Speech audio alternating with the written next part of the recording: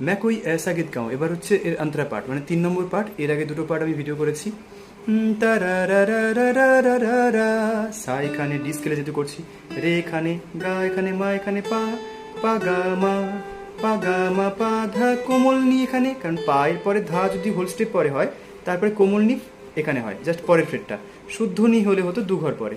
তাহলে পা গা মা পা ধা নি, কোমল নি ধা পা ধা পা, তারারারারারারা, তারারারারারারা,